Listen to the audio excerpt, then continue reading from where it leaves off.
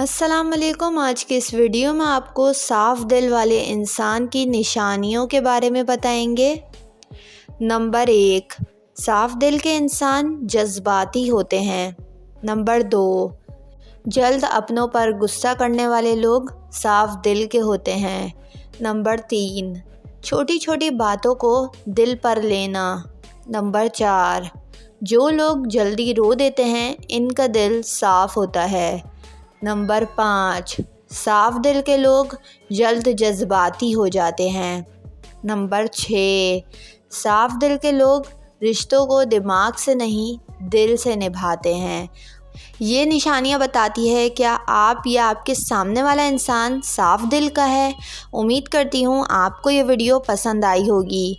Video पसंद आई हो तो वीडियो को लाइक और मेरे चैनल को सब्सक्राइब करके बेल नोटिफिकेशन ज़रूर ऑन कर लें।